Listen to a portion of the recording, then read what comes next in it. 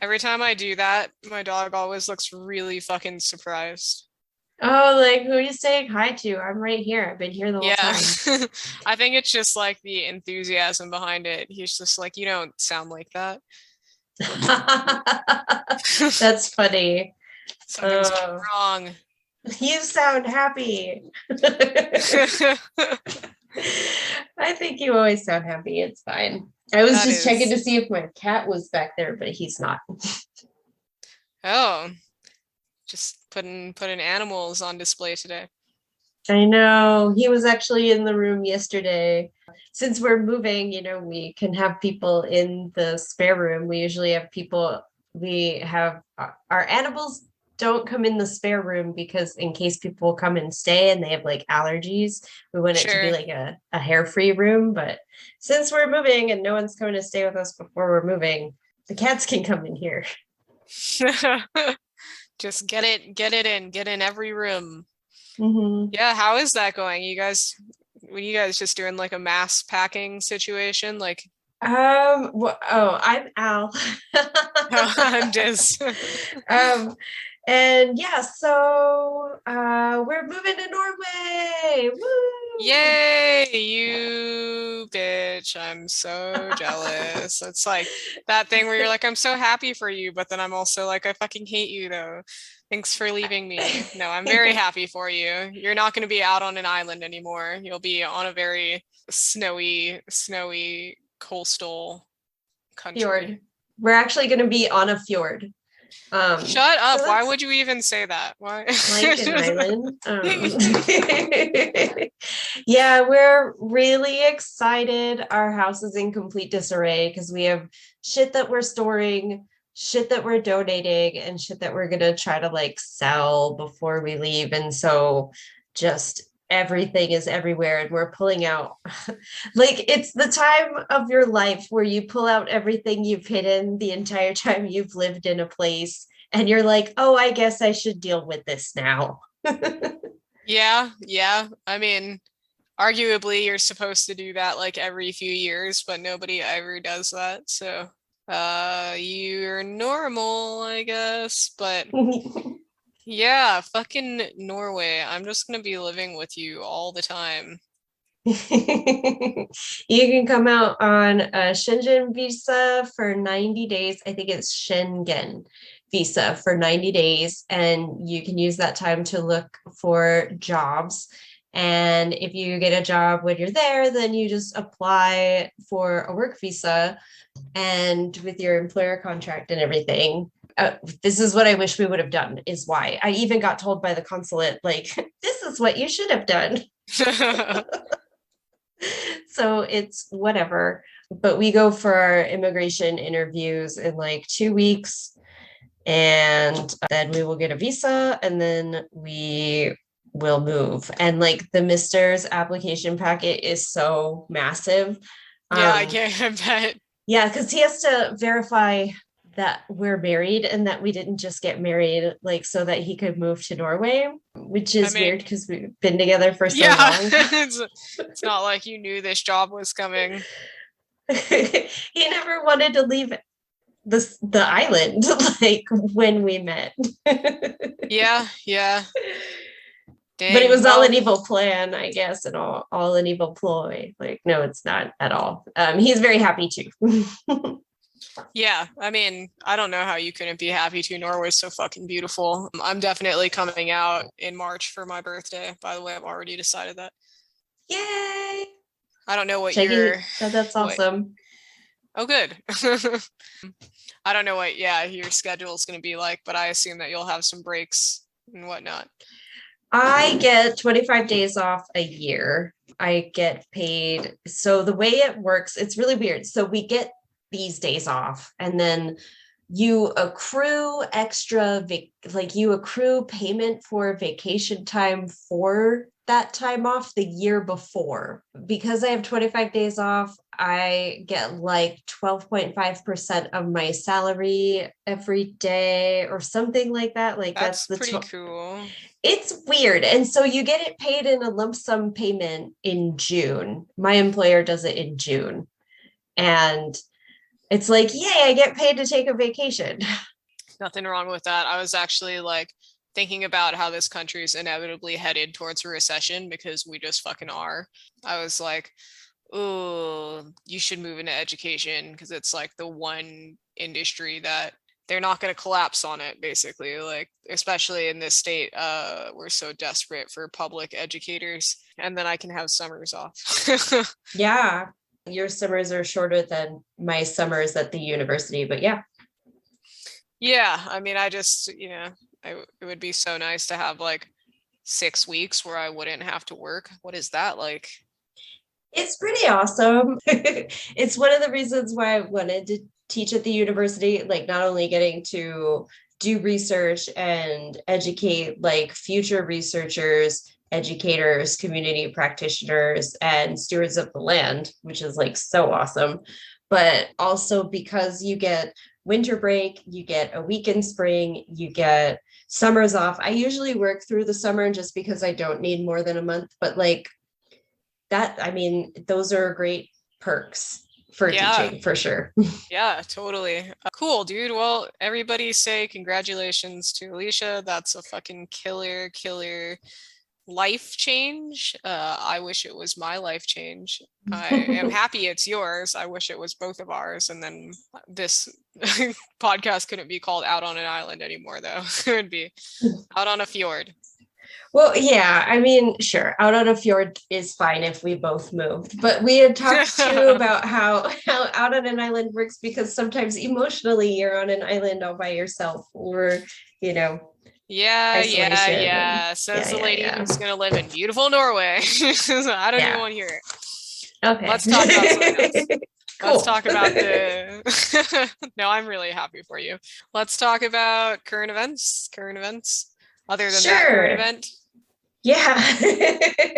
Somebody else's current event.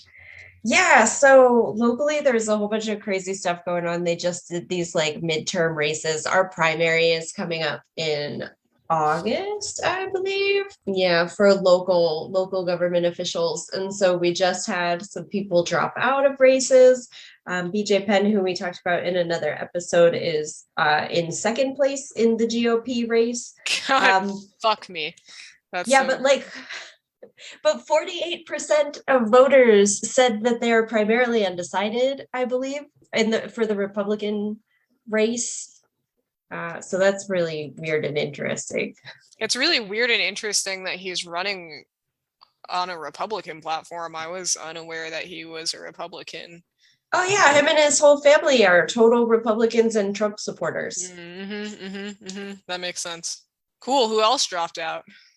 Kai Kahele might need to drop out. He didn't get enough public funding. He is like 20 or 30 points behind Josh Green. So Kai Kahele is in second place. He's another local boy makes good kind of person. So Lieutenant Josh Green, who is a doctor who like basically really did try to like course correct a lot of mistakes when he was lieutenant governor for handling the COVID-19 pandemic. Yeah. He wound up getting fired like because Ige didn't want his opinion contradicted in public or something. I'm not real sure by what a happened. Doctor. Yeah, no, that's exactly what happened. Ige just didn't want him to have input anymore because Ige kept being like, I don't know. And Josh Green kept being like, I'm a doctor. And he'd be like, oh, how embarrassing. Get out of here is exactly what happened. Like in those like layman's terms too, because Ige, our governor in the state of Hawaii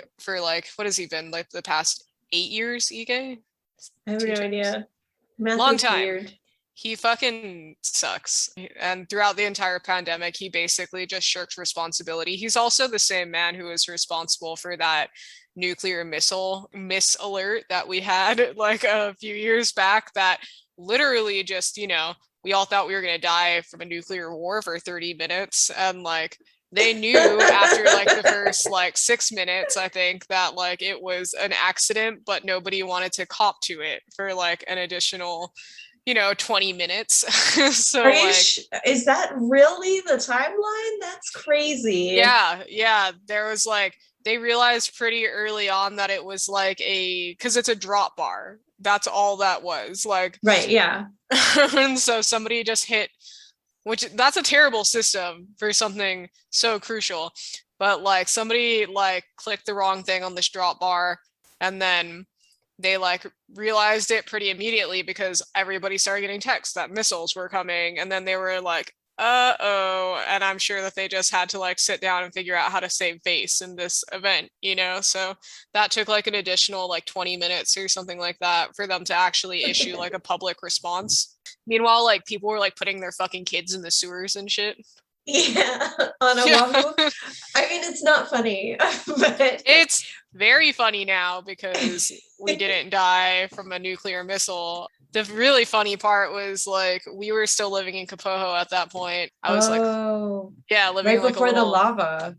Yeah, exactly. We were like living in this tiny little jungle shack in Kapoho.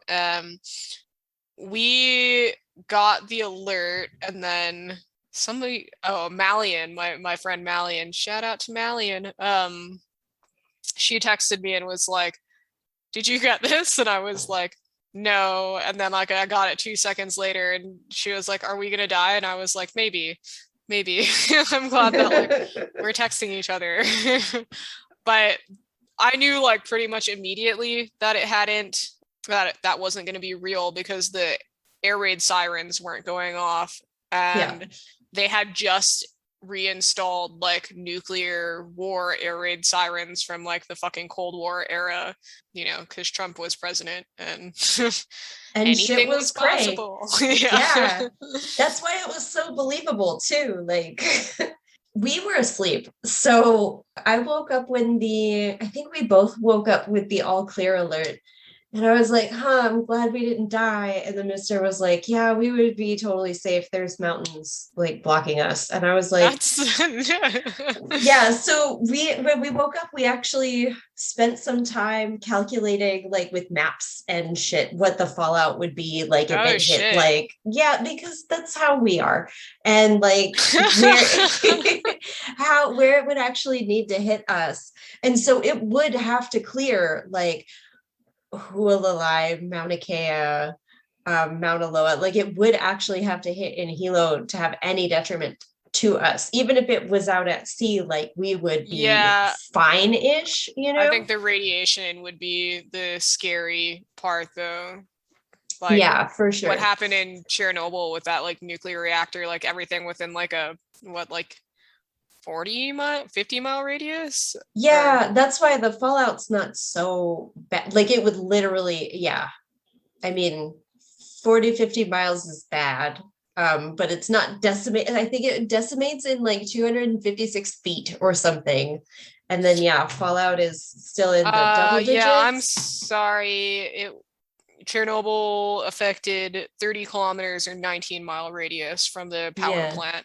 But like still, that's like everything that was in that radius at the time, and like animals travel and shit, you know what I mean? So like there is like nuclear radioactivity like moving outside the area, and like, you know, mutant animals and stuff, which we probably just don't need a nuclear missile to hit Hawaii. That would be really great if it just didn't. Yeah, that would be amazing. Please don't do that. I would appreciate it.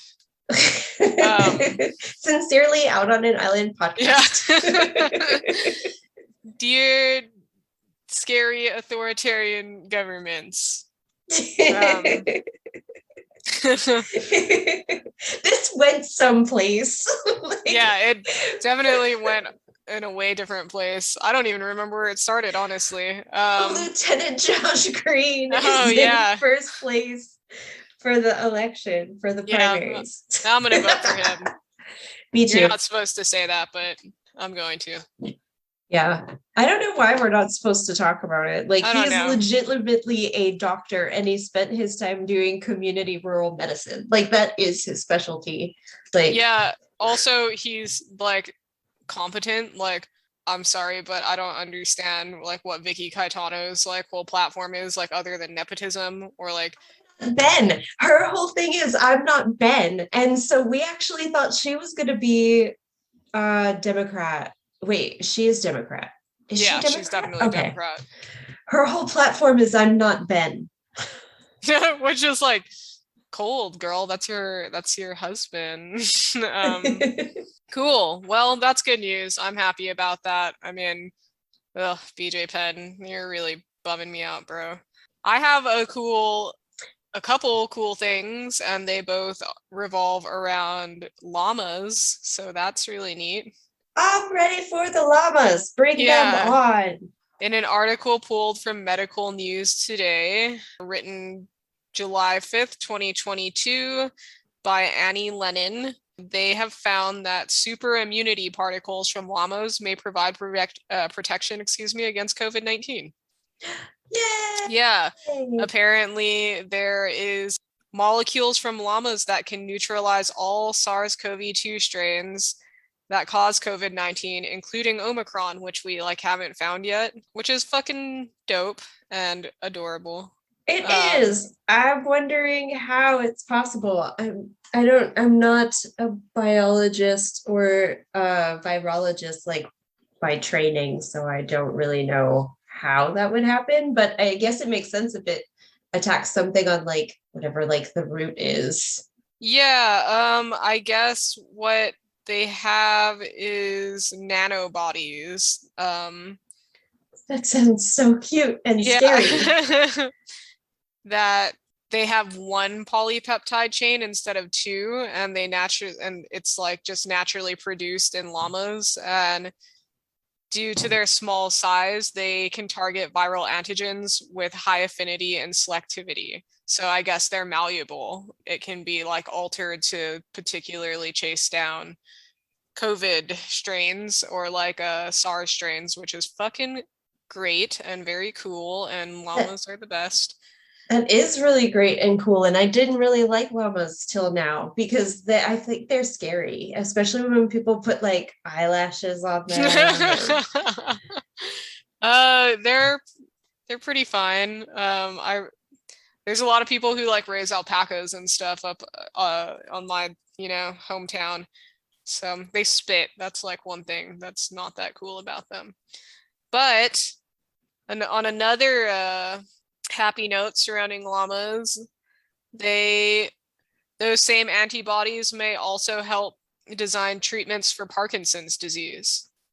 That's amazing. Yeah, which is really fucking cute that they're so goddamn important all of a sudden. Someone out there is I told you. Yeah. Just some llama farmer who's been loving his llamas or her llamas or their llamas forever. But yeah, anyway, so that's news. You have any other news you want to share?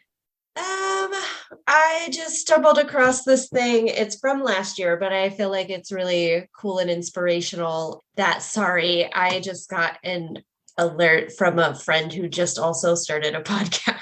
Oh. It's from last year, but a lot of seniors, they were facing isolation in senior homes because they couldn't have anybody come and visit them because we still didn't have a vaccine yet. And so what this lady did, she started a company and they delivered tech to elderly people in care homes so that they could, virtually visit with their family members. I just thought that was a great, touching, heartwarming story, and I hope that we do that more. Yeah, that's definitely one thing we're going to start doing because we definitely hit some pretty big downers in this show. So we got to have some fucking levity every once in a while. What about you? Any other news? Not any other news. No, not really anything at all. We're recording sequentially right now, one day after another because I've been away and we're trying to restock our episode bank, and so it's really hard to think about things on a day-to-day basis. It's a lot easier when a week goes by and there's stuff happening in between. Yeah, that's true. We didn't talk about our lyrics for last time's episode. Do we have lyrics for this week's episode yet? I guess we can just go ahead and break the ice and say that this week's episode is a deep dive. Last week, we kind of explored the chicken or the egg situation surrounding, the punk rock versus metal scene, and like which one came first, and like how they are alike and how they're different. So in honor of that, we are doing a deep dive into what I would consider to be the beginning of punk rock at its roots, and that is the Stooges' 1969 album, The Stooges. So I guess if we're going to use any lyrics, they should be from The Stooges. I agree. I don't know what they're going to be yet, so hang on, everybody. You'll be surprised. I don't know. I think it would be cool if it was from like Anne, because that's not as well known a song as like No Fun, or I mean the rest of the songs on the album pretty much. We will end, or whatever. They could also come from that. Yeah. Just as an aside, are we just doing the Stooges, or are we doing the Stooges and Black Sabbath? Yeah, I think that we will do Black Sabbath as well, just to kind of like highlight what we talked about in terms of like musical history in the beginning of like punk rock and the beginning of like heavy metal. Okay, cool. But yeah, if we keep this, you all are getting an insight into our process of finding song like lyrics for our titles. I mean, it happens exactly how you think it happens. There's no mystery here. Anyway, yeah. So let's dive on in. 1969. The Stooges. Okay. So I just broadly want to comment that I feel like we did a good job. Well, you honestly did a good job putting these albums together not against each other, but like to look at them at the same time, because they really do complement each other in so many ways. Like they're not fully reflective of the style that the band had after that. And I feel like they're both really like, I want to say drony. I don't know. They're definitely, they're both slower albums than like songs that I usually associate with these bands. Yeah, I think what this album was both of those bands coming off of like the 1960s psychedelic rock era, which, obviously was psychedelic. So drugs usually make for slower music, unless it's like, speed. So I feel like psychedelic drugs usually make for slower music. And I feel like that entire influence is really heard throughout this entire album. Not to mention, it was a lot of, there's a lot of like blues influence pulled from this in this era as well. And really, I mean, it's kind of like I don't want to say it's like an antithesis to what like Chuck Berry and like Little Richard and stuff were doing in the 50s, that like the birth of rock and roll, but it's definitely like a moody adolescent version of that.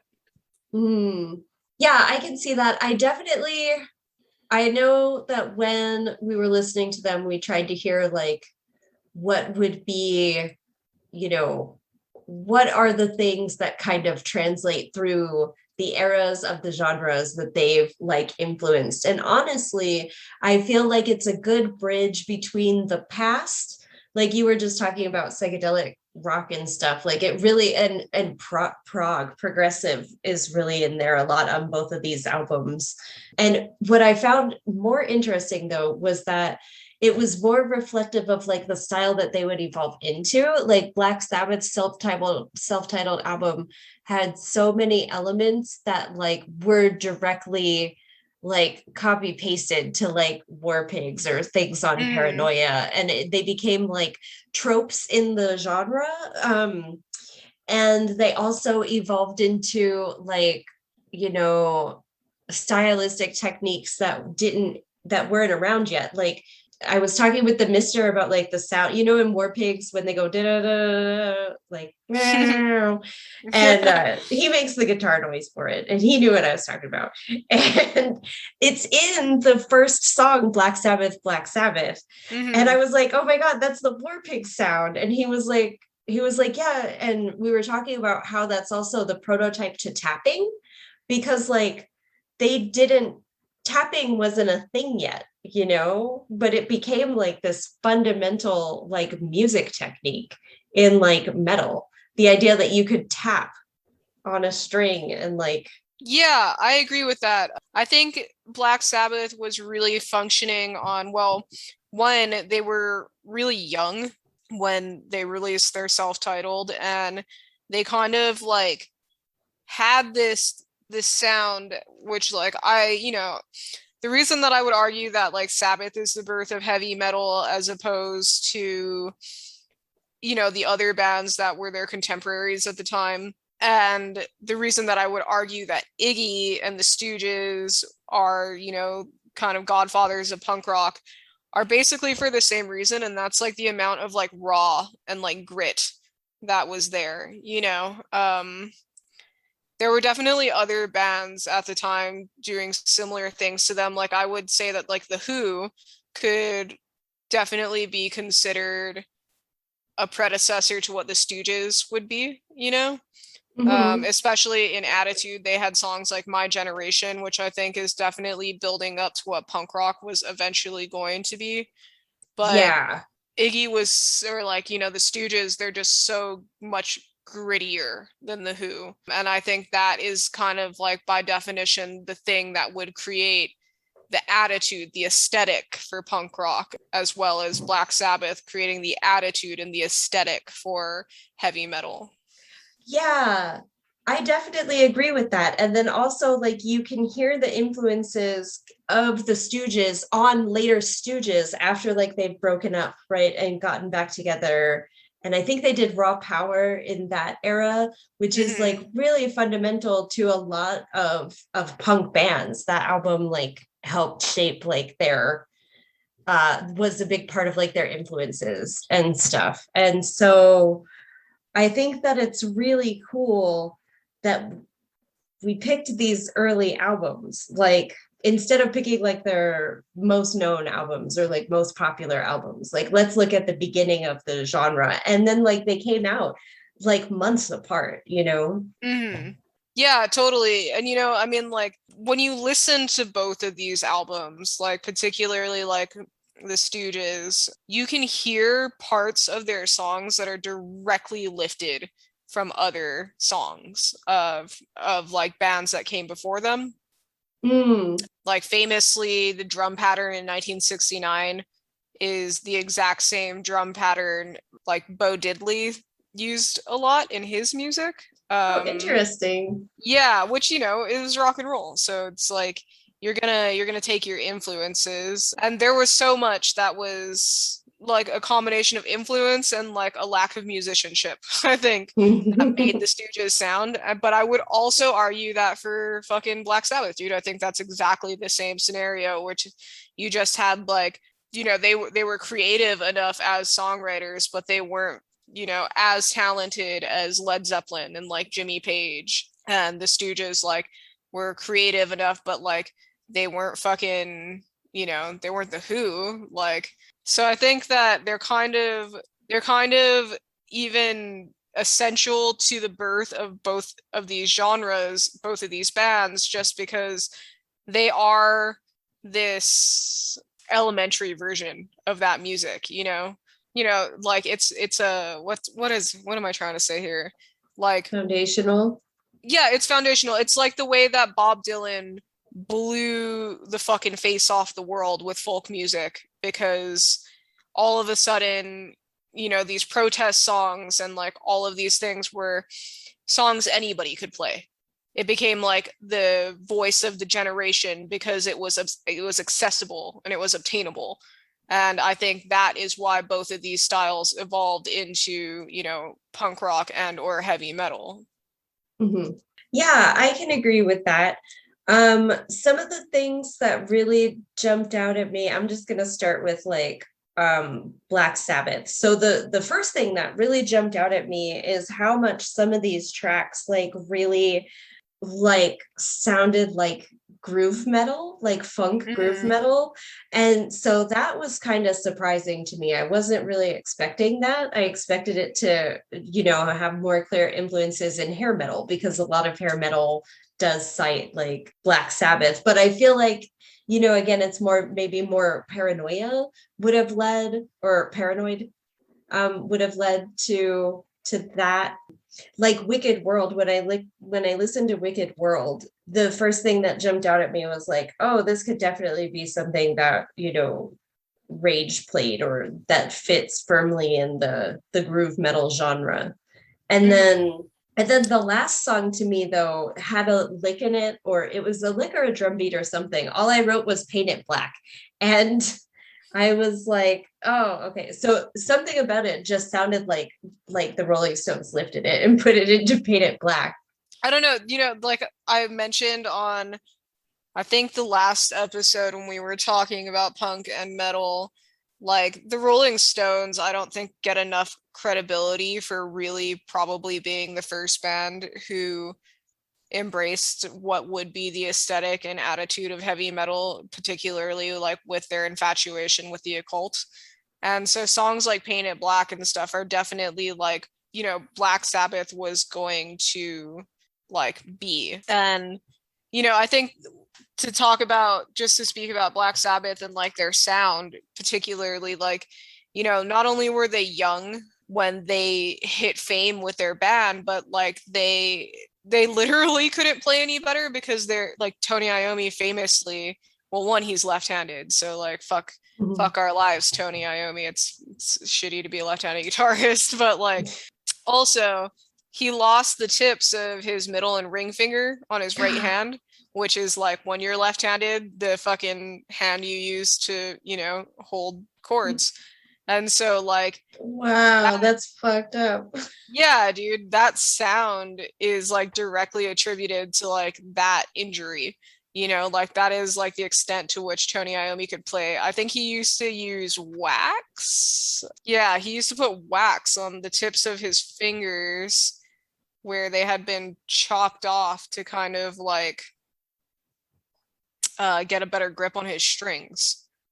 Oh So wow. like, yeah, their sound is like a direct result of that, because like Black Sabbath guitar is the most driving part of the band, arguably, and it is their fucking sound. Fun fact about Tony Iommi, that happened when he was 17 as well, so like right at the beginning of Black Sabbath. Yeah, and then the Stooges are an interesting band. Like they got signed to Elektra Records, which was like not a huge record label at the time. And when they like went in to make their album, I guess this original album only had 7 songs on it. And they were like, they showed up to the studio and their producer was like, "Where's the rest of it?" And they were like, because they didn't know anything about making an album. And so I guess they had like finished like in the turnaround of like a week. They had written at least like another 3 or 4 songs. That's like how this album was written. It was like, fuck, we don't have enough songs. Let's figure out more songs. So like, how good is your musicianship really going to be with like the turnaround of like a week or two? Mm-hmm. But like that created the sound of the Stooges. And I think like that kind of devil may care attitude on like both ends is definitely what, makes these two like the predecessors to punk rock and heavy metal. Yeah. What was your favorite song on the Stooges 1969 album, and why? Oh, it's like an interview. I was just wondering because there was more popular songs on there than I was expecting. Like I Want to Be Your Dog is like so covered so Yeah, much. I was gonna say that's probably one of the most covered songs like in history. Like not only I mean, I've heard thousands of punk bands do it, but like, you know, just rock and roll in general. I would probably say, and it's like pretty cliche, but like the sound of the song 1969 Mm, is probably like my favorite song on the album, just for like how upbeat it is, but like also how much you can hear from that song. I think like when like you hear that song, it's undeniably punk rock. Like mhm, it's undeniably everything that would follow, you know. Everything bands like Fear, you can really hear a lot in that song, you know, everything. um I think like the general attitude of it is definitely what was going to be, you know, that same kind of like punky, bratty attitude that would like be the Ramones later. And it's also just kind of like, it's kind of cynical, you know, yeah. and sarcastic. So I was doing a little reading and I found out that a trilogy of songs on this album are, about being in cruel and abusive relationships. And that cruel and abusive relationship is maybe with Ann Arbor, Michigan. So I really like the song Anne, which is titled after Ann Arbor. And so it would be interesting to me if like they wrote this trilogy of abusive songs, which are I Want to Be Your Dog, Anne, and Little Doll. Like instead of being about a person, are they using this metaphor as like escaping like their hometown, I don't know if that's true or if they are about a person and just Anne is titled after Ann Arbor. I Oh, think it's fuck. an interesting thing to think about, especially how prevalent like songs about abusive relationships are in later like stages of punk rock.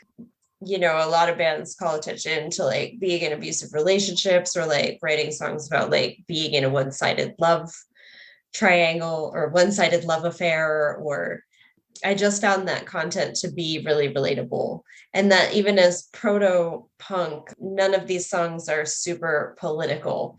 So but bands that were political took their inspiration, like part of their inspiration was the Stooges. So I'm wondering what made that shift in content.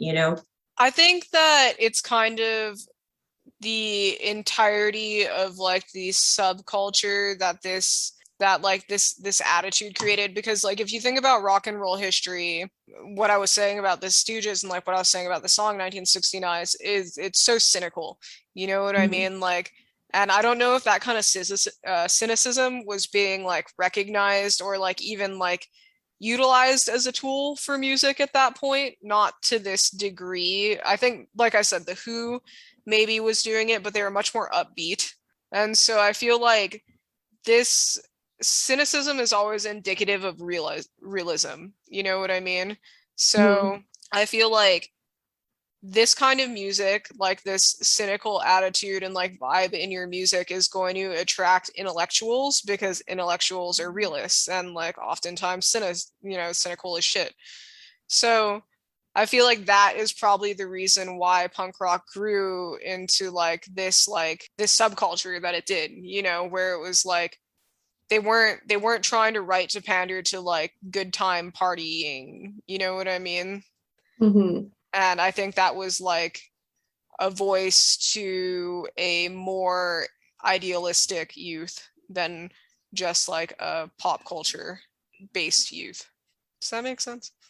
It does. It kind of does. I definitely can see that. Then the listenership that you're attracting is interested in like different ideas, I guess. And so then people that you influence are going to be more inclined to like write about whatever those ideas are, I right? think that it's kind of, yeah, it's kind of just like the recognition of like the swine behind the curtain kind of thing, you know, like I think every generation kind of has a pop culture era where like all of the songs are about like partying or like, you know, all of these things that are kind of like the popular good time music. But then I feel like every generation also kind of has like an oust, at least since the birth of rock and roll, where it was can't fucking relate to that. Like the youth, a voice of like youth being like, I can't, you know, like I don't want to listen to like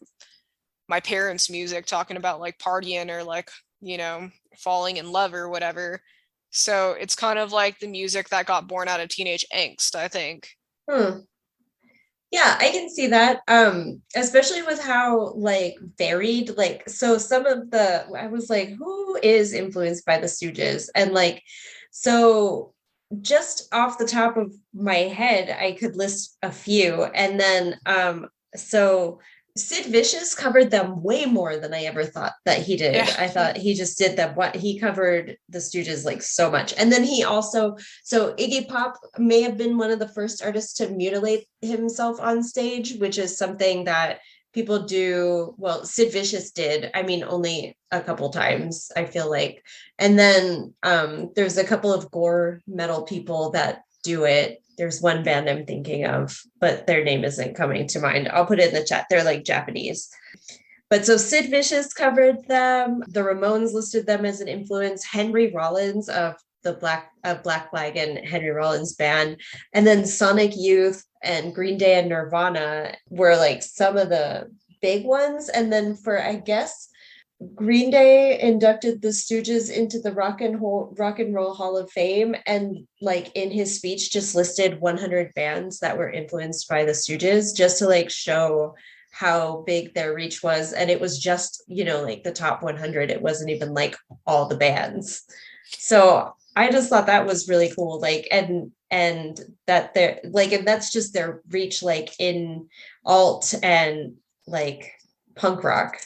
Yeah, I mean, I think that what you see from the 50s into the 60s is the attitude of rock and roll starting to change. Like, you know, rock and roll in its like birth was very much that music. It was like about partying or like having like a good time or like that girl that you want to date, or like, you know, that's kind of like where it was. And you watch, I think one really visceral example of like the changing of rock and roll history can be seen through the Beatles' career, because the Beatles were really excellent musicians and were able to kind of just like morph into whatever was popular at the time, you know? So like if you follow that progression from like the 50s-esque like Beatles into like I Want to Hold Your Hand kind of music into like what you got in the mid to late 60s and or late 60s, I should say, with like Abbey Road, right? So like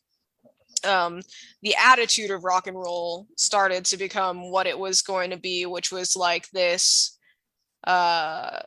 this kind of like too cool for school tough guy evolution started happening. And then by the time that Iggy and the Stooges happened in 1969, like I said, there were bands like The Who and stuff that were kind of like moving in that direction, but like, you know, I guess they were kind of just like the first breakout to like just not really give a fuck, you know?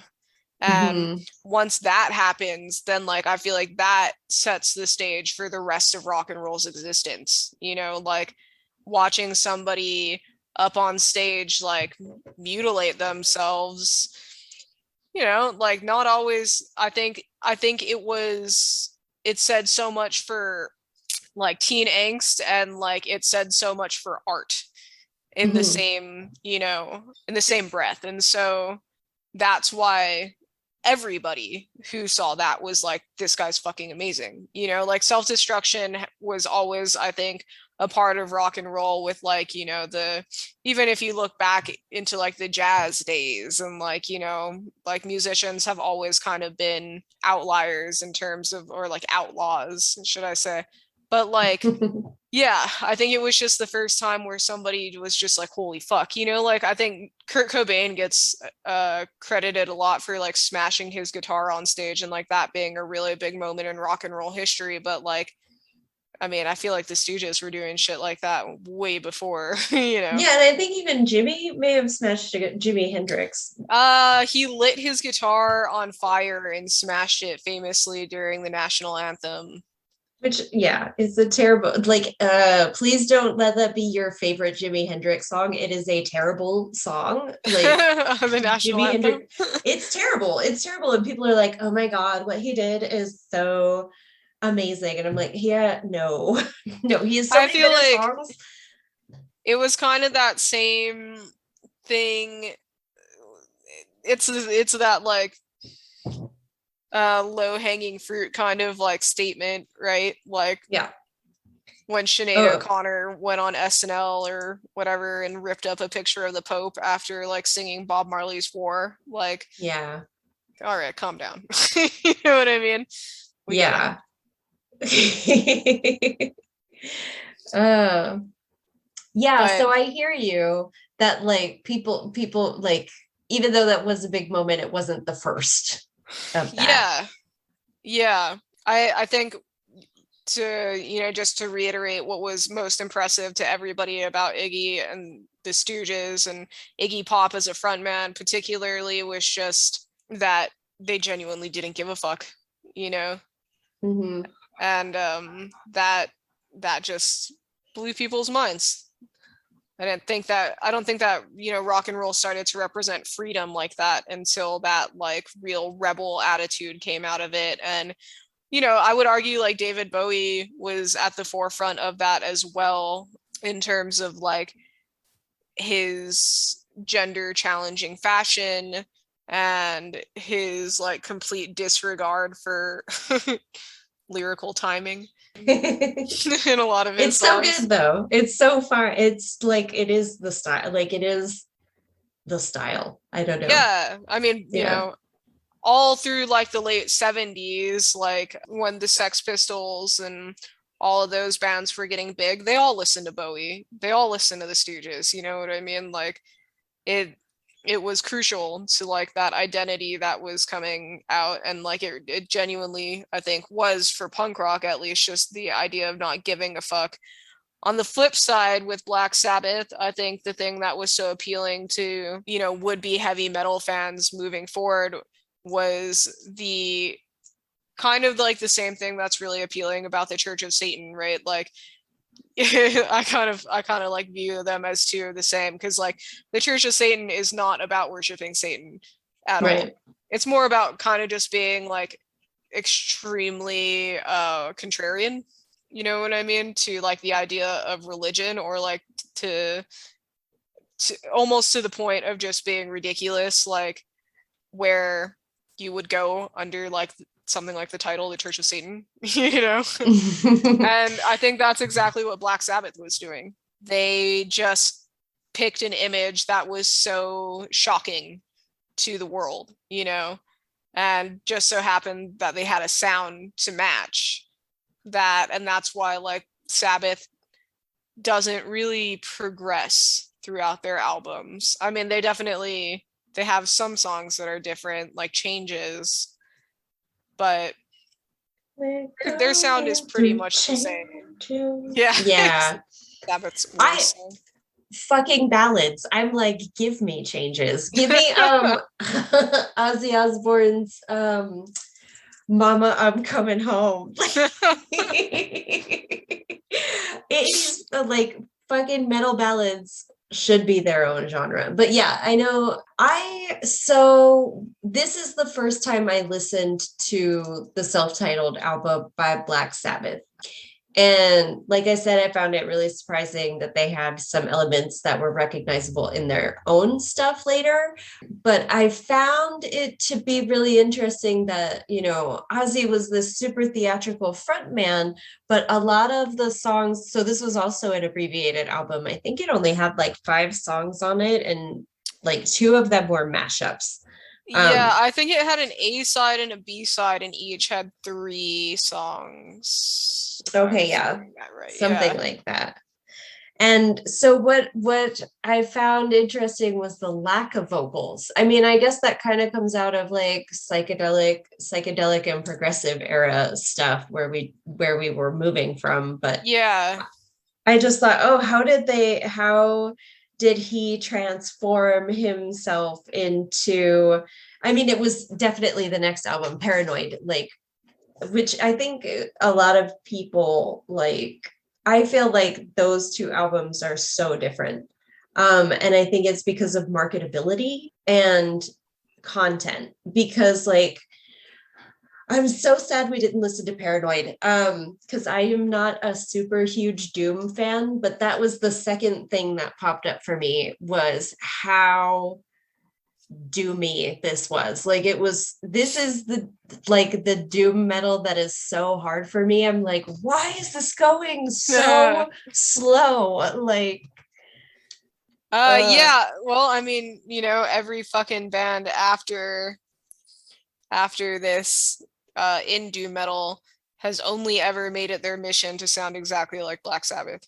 So, you know what I mean? Like, if you listen to bands like Orchid, if you listen to bands like fucking Ice Dragon, Pentagram, so many bands, especially through the 1980s doom metal scene, they all sound exactly like Black Sabbath, which is really interesting that like it spurred this entire genre and like generations of bands to come, because like to this day, like even when you hear modern day kind of like doom metal bands, like stoner doom metal bands like The Sword, they all still sound exactly like Black Sabbath.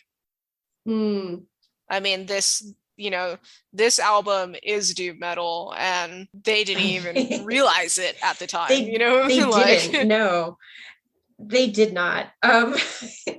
Yeah, and it's so just like not what I would like associate Black Sabbath as sounding like, but I can see how like if this is what Black Sabbath is for people, it's so different than the Black Sabbath that I know. Like I feel like, but it makes the theatrics like make sense. It makes the biting a bat, and snorting a line of ants and peeing. I think probably the cocaine makes that make sense also. Yes. But like, I mean, between Paranoid and their self-titled, like arguably, I mean, their self-titled in my brain is untouchable.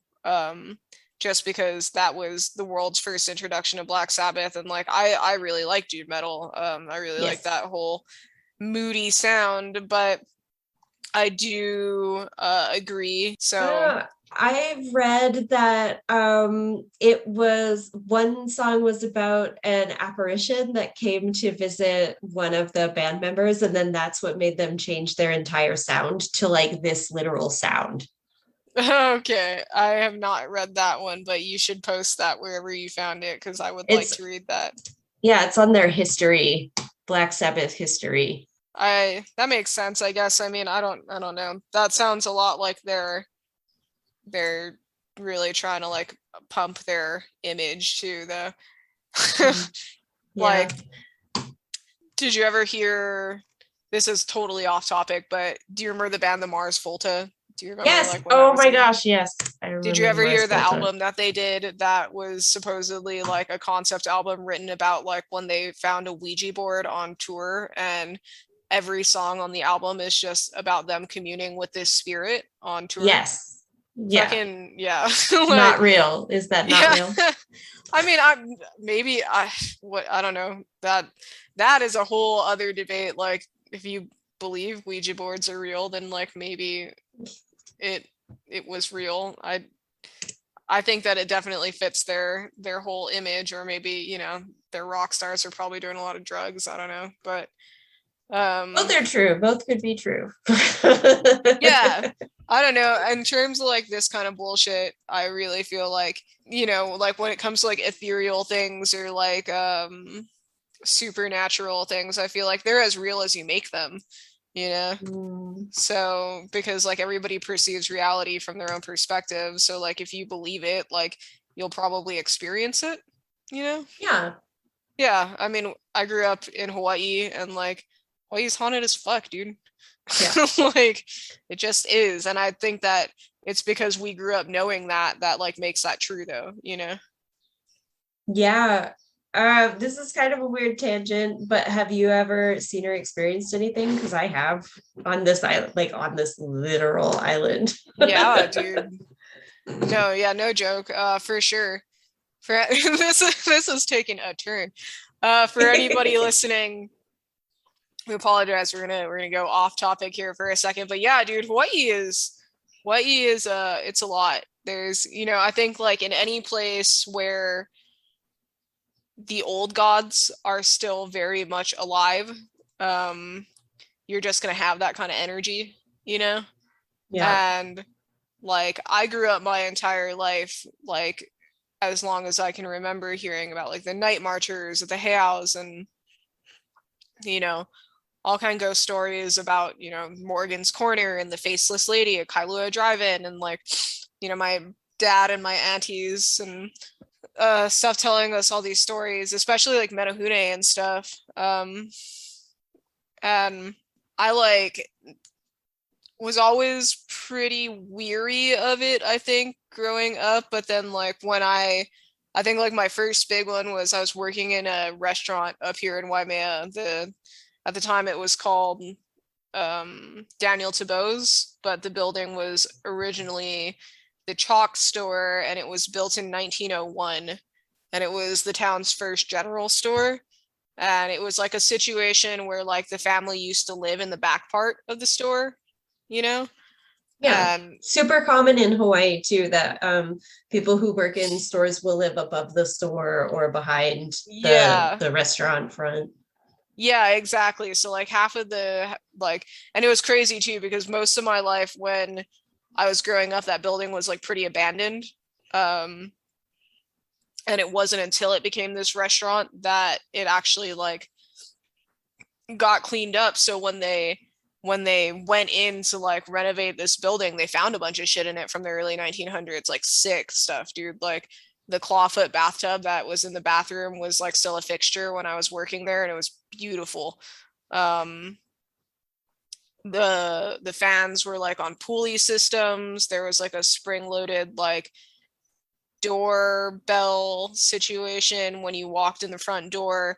But anyway, there was all kinds of weird shit that happened there when I was working there. Like the employee locker rooms were through the back of the kitchen, and like the building's old as fuck, so it's basically like just a tiny room in the kitchen, but there were lockers in there, and like at any given point throughout the night, like the door to the room was always closed, but like you could always hear the locker doors just like slamming, opening and slamming. The music in the chef's room used to go on and off all by itself all the time, and like you'd hear it go on and turn it off, and it would come on like 10 minutes later. I went in one morning and all of the silverware on all of the tables was arranged into circles, and I was the only person that was there. And I fucking walked in and I looked at it and I was like, I'm not fucking doing this. I'm not dealing with this. And I walked out and refused to go back in until anyone else was there. Like just like, stupid little things like that. But like I said, I've always believed in, like I guess we call them obake here. It's like the Japanese word for ghost, and that's always just kind of been present in my life because it always was present in my life. Nobody ever told me that wasn't real. You know what I mean?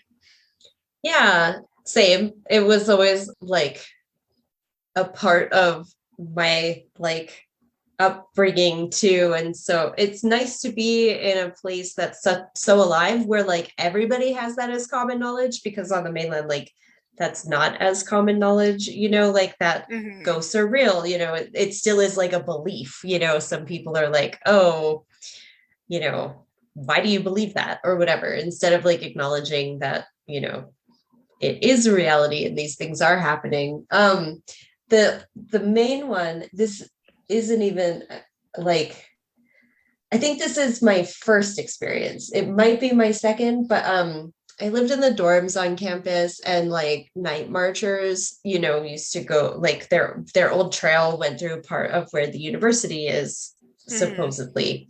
I don't know if that's true, but for like a month, I was on the third floor, and then we were friends with people on the second floor, and for like a month, I kept getting visited by a presence through my window, and it wasn't a nice one. Like nice ones had come in the dorm or whatever and just passed on. This one like to like wake you up and stuff.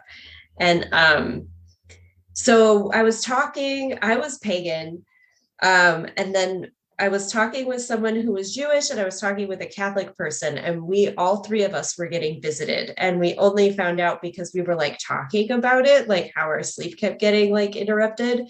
And so we all did our own sort of like protection spells like that night. And then like he tried to really like fuck with me and the other two like that night. But then after that, that was the last that we ever saw him.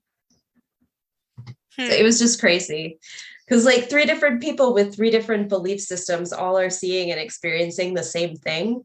Like, yeah, it's, I mean, like I said, I think it's just kind of like that mentality, like whether it's real or it's not real. It's kind of like if you believe it's real, then like, you know what I mean? Like you're definitely susceptible to having an experience because it's what is the word for that? Apophenia, I think. Is that a real thing? What is that? That sounds cool. Yeah, it's like the feeling or sensation that you get because you believe something like is going to happen. Your brain will start identifying like things that fit that narrative, like so. Apophenia. Yeah, apophenia. Wow. Yeah. Anyway. Yeah, this went someplace. The occult. Quick detour right there, guys. Black Sabbath. Black Sabbath. What was your favorite song on that album, I guess? Oh, The Wizard, easily. I'm such a Lord of the Rings nerd, for any of you guys who don't know that. I have a Tolkien tattoo behind my ear. They're one of the first, like, I guess trilogy, but like series of books that I've ever read, and I've just been in love with them ever since. So, the sheer fact that The Wizard is about Gandalf in itself is like, that's enough for me. What about you? Did you like any of them? I did. I liked Wicked World a lot. Okay. Yeah. That really resonated with me. I think because it was the most groovy. Like, yeah, sure. Yeah, I mean, I definitely see how like Paranoid is a much more approachable album for you than you like that like groovy Black Sabbath. I mean, they got really groovy like when they started moving into like songs like Sweet Leaf and stuff, yeah. Yeah, and that's the Black Sabbath that I like know. So this was very like, especially as an introduction to the world, and then like being so foundational to heavy metal, like this is not what I think of. I think of like, yeah, Crazy Train, Sweet Leaf, Paranoid. Crazy Train was technically just Ozzy. That was just an Ozzy song. Right. Yeah. When he decided to go solo. But yeah, I mean, I think like this band was so, I guess, one really interesting band or like couple of bands is Lemmy's progression from like the 60s into like the 70s metal scene with like Motorhead. Yeah, and Motorhead actually crosses genres as well, from metal to pop. Also, surprise, we didn't think that this would go on for an hour. Oh, there you go. Well, I guess our whole ghost story divergent did take some time. But Lemmy. Yeah, Lemmy. If you listen to Hawkwind, which was like the band that he was playing bass in before Motorhead ever existed, like they were definitely kind of like a psychedelic poppy band, It's actually pretty funny to look at pictures of them because they definitely had like that whole very 1960s, like, I don't want to say like flower child, but definitely like really flowy garments and stuff, kind of like style of dress, which was funny to see Lemmy like that. Yeah, I imagine that would be very, very silly to see because he's so hard. Like, to me. Yeah, we'll post a picture of it. It's pretty funny. Yeah, it's definitely a far cry from like the Iron Crosses and like, World War II paraphernalia and like the leather and the like cowboy hat, I guess you would call that. Or, I don't know. But like, yeah, he's so like, I think that was like a really interesting transition to see like what happened with like the birth of heavy metal, but like also punk rock, right? Because like without those two influences, like Motorhead doesn't exist. Like Motorhead was like all the heaviness of like heavy metal combined with like all the raw fastness of like punk rock. And, in my mind, like one of the best bands of all time. And so I feel like thank God for that. Motorhead. But yeah, you got anything else you want to add on to either of these things? Don't think so. I really, again, just want to articulate my appreciation because these are two albums I never would seek out. My go-to from this whole era is Jimi Hendrix, and Jimmy is God.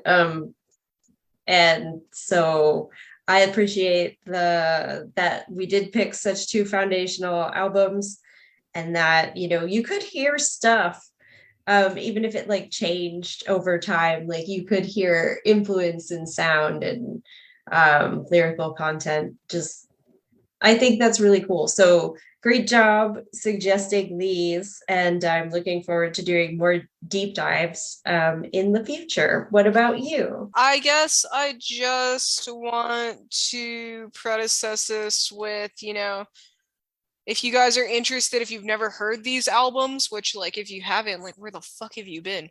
But if you haven't heard these albums, Black Sabbath, their self-titled, was released on February 13th, 1970 by Vertigo Records and Warner Bros. Records in the United States. It was released on June 1st, 1970. So if you guys are interested in that, The Stooges, it was released August 5th, 1969. So, I mean, like we were saying, mere months away from each other. And just, it's on, separate ends of the earth because, the Stooges were American and Black Sabbath was, British. So like that's pretty cool. It's pretty cool that, that foundational like movement of rock and roll, or like movements, I guess, of rock and roll were happening at like basically the same time and went to such different places, but such similar places too. Like, I guess that really illustrates what we were trying to talk about with like punk rock and metal and like the chicken and the egg situation, Yeah, they were co-eggs and co-chickens at the same time. They were co-eggs and co-chickens. Yeah. Awesome. Well, do you have anybody to shout out? Any bands you want to shout out this week? I want to shout out the Passengers, which are all right. Yeah, the Passengers. Just, talking about the Stooges and that very famous song, The Passenger. Check out my friend's band, The Passengers. They are, they're awesome. And you can find them at The Passengers SD on Instagram. Nice. What about you? I'm going to shout out in this whole vein. There is a band that does kind of like folk punk. It's all acoustic. It's real occult. And they're called the Bridge City Sinners. And the song I want to shout out is Unholy Hymns. A lot of their music is about the same sort of like dark occulty content, but like Unholy Hymns, the mister found, and he was like, you're really gonna like this, and like I did, and I think you all might too. Yeah, anyway, cool, dude. Right on. I guess if you don't have any organizations to shout out or anything like that, then we can call this a wrap. All right, sounds good. Yeah, well, I guess I do want to shout out there's an organization called 309 Punk Project, and they do art and acoustic sets. They have artists in residence, and their focus in this year, 2022, is facilitating the growth of their community by hosting international, national, and regional artists for residencies at their residency house. And so they do a lot of collecting and creating punk memorabilia for a punk archive. Cool. All right. Well, thank you all for listening to this rambly episode and stuff. All right.